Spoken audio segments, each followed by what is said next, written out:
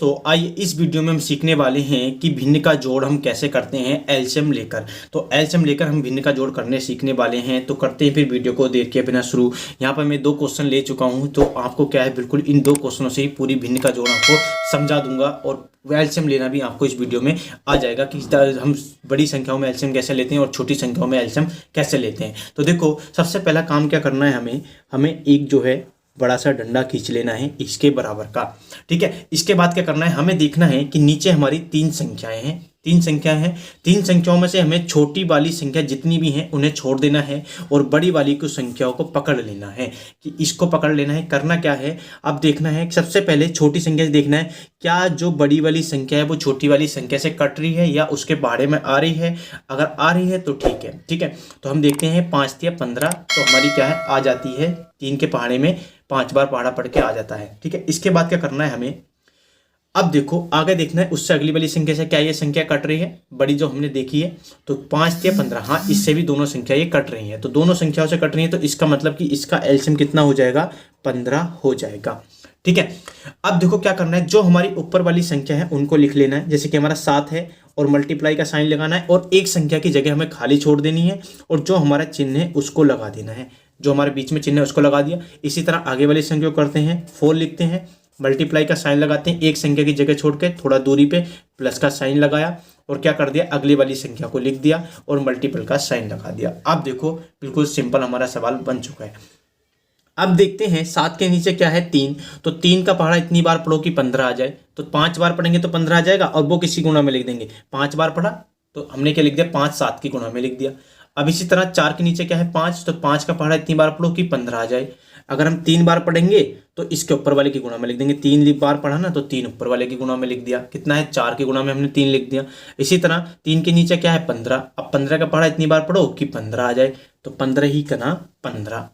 तो ये क्या हो जाएगा, अब हमारा सवाल बनकर तैयार, सिर्फ हमें हल करना है। तो कितना हो जाएगा, 5 सत्ते हो जाएगा 35।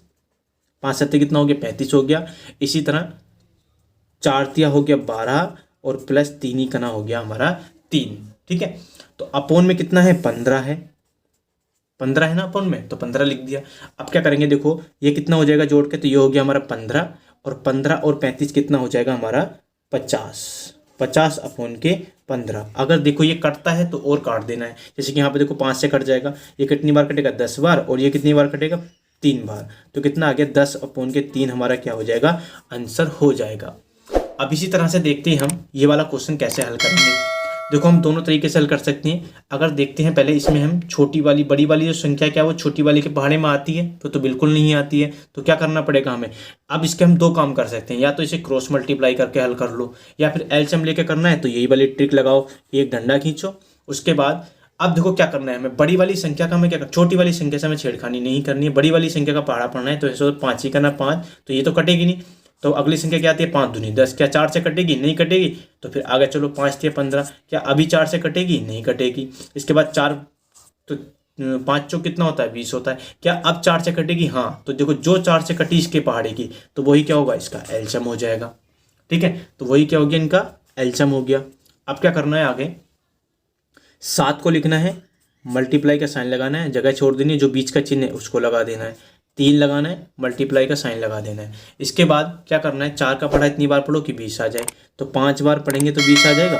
इसी तरह हम क्या करते हैं, इसका 5 का पढ़ा इतनी बार पढ़ो कि 20 आ जाए। तो 4 बार पढ़ेंगे तो 20 आ जाएगा, हाँ बिल्कुल आ जाएगा। तो इसके कारण 5 सत्ते 35 हो जाएगा, प्लस कितना हो जाएगा, 3 चौक 12 हो जाएगा। अपोन में कितना हो जाएगा, तो ये हो जाएगा हमारा 20।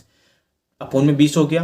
क्या देखते हैं इनको प्लस करके कितना आ जाएगा, तो ये कितना हो जाएगा 7, 5 और 2 हो गया 7 और 3 ये कितना हो गया 4। अपोन के कितना हो जाएगा, तो ये हो गया हमारे पास 20।